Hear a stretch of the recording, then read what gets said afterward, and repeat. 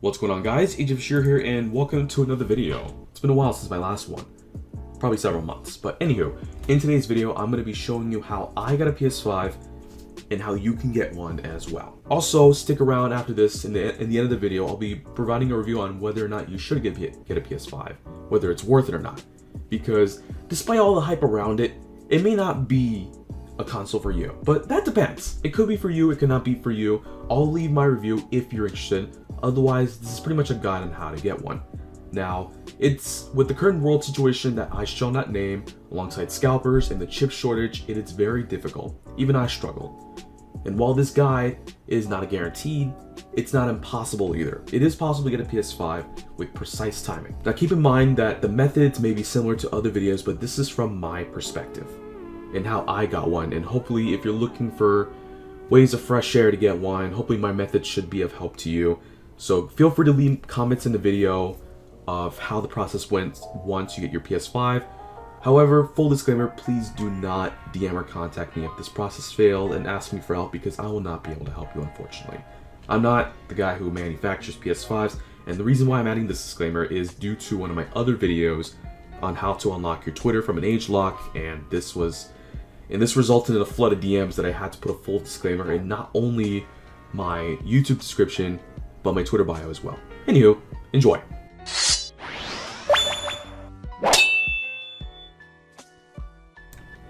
So, first things first, what you're going to want to do is go to every major retail site and find a PS5 and bookmark it. Find the retail page of where they're selling it and bookmark it. Add it to your Google Chrome bookmark.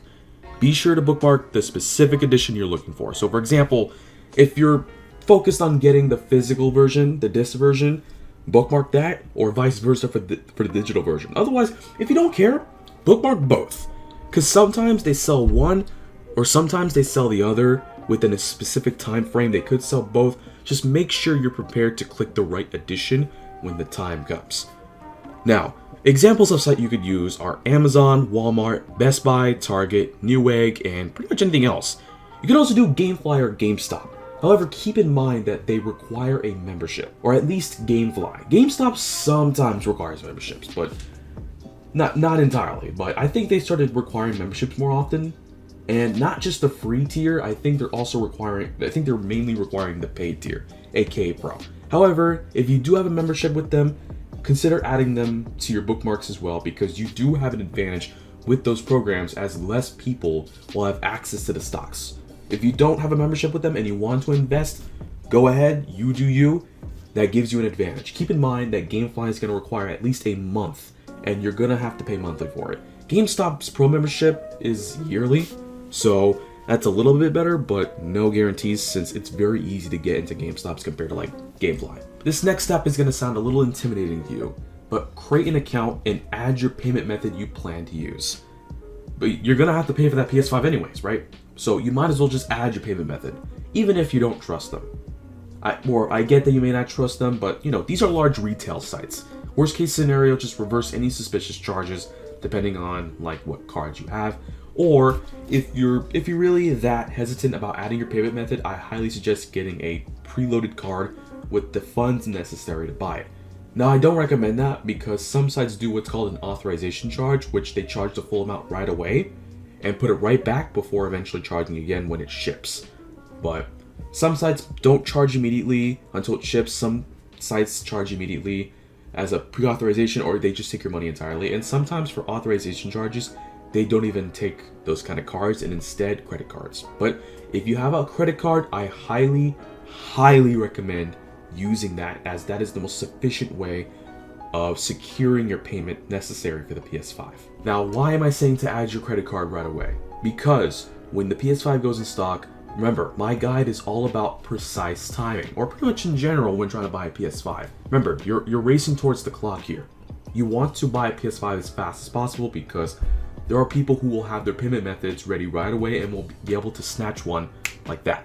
And if you don't have your payment method right away, you can't imagine when you add one to cart and then you gotta go and shuffle your wallet out and then just type your payment method like this, and then just you gotta do it as fast as possible, especially since you gotta look at the card and the site at the same time. And if you're not prepared, you could lose your PS5 before you even have a chance to finish your credit card number. So that is why you should add your payment method available and ready. And keep in mind, if you're using a prepaid card, that they may charge taxes and shipping as well, depending on the retail site you may use. Amazon mainly doesn't charge shipping if you have Prime. However, they may charge taxes, and knowing how fast Amazon runs out of stock for the PS5s, I just recommend having a payment method ready for pretty much any site you plan on buying it from, aka any that are bookmarked.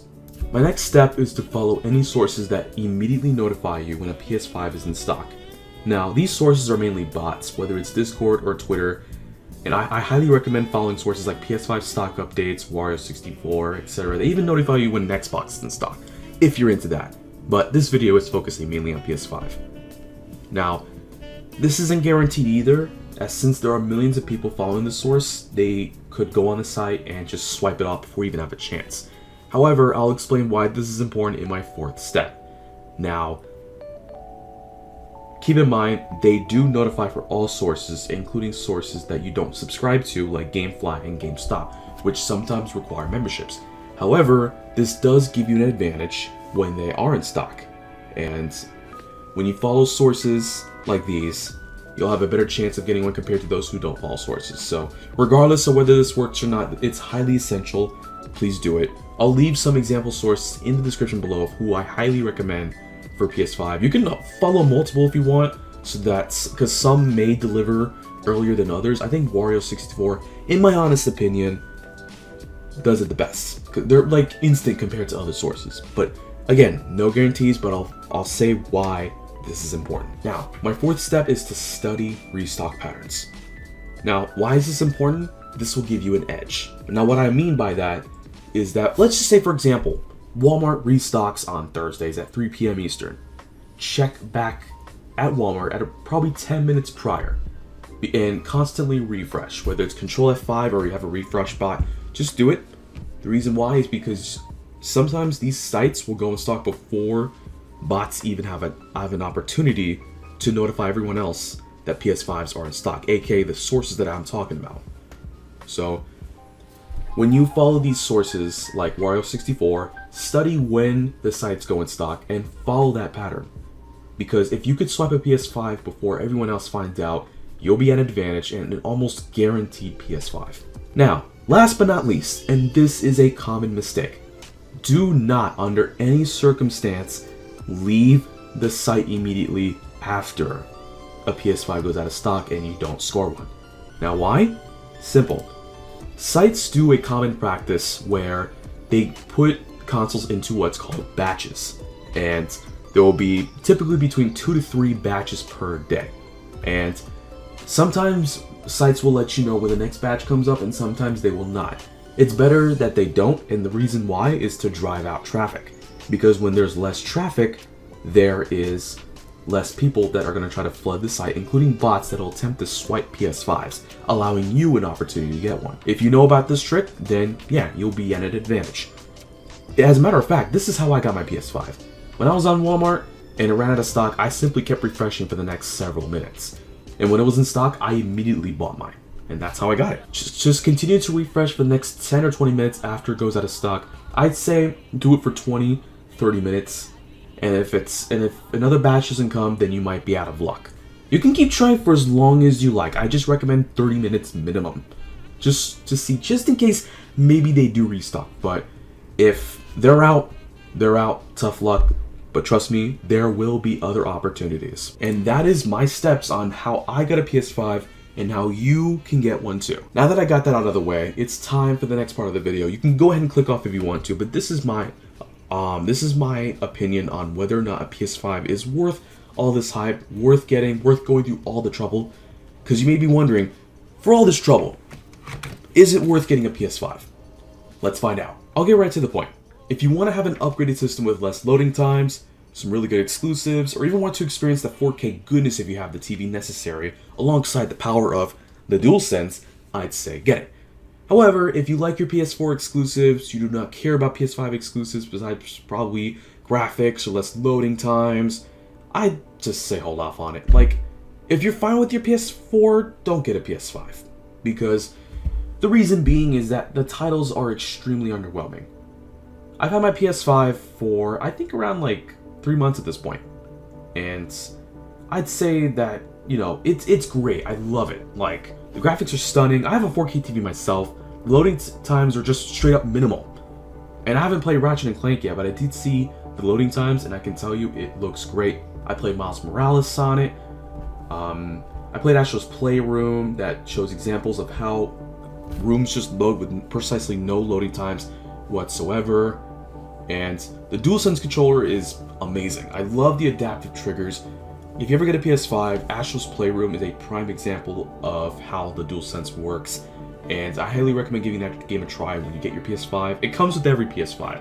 Please play that game first if you ever get one. It's one of the best ways to experience it. However, not all games have taken advantage of this, and there are a few. However, keep in mind that there's no guarantee that every game will support it. And besides the PS5 library, I just have my PS4 library to play on, and it has the performance of, let's just say, a PS4 Pro. But if you're worried about your PS4 library, fear not, as not all PS4 games. Now, if you're worried about your PS4 library, fear not.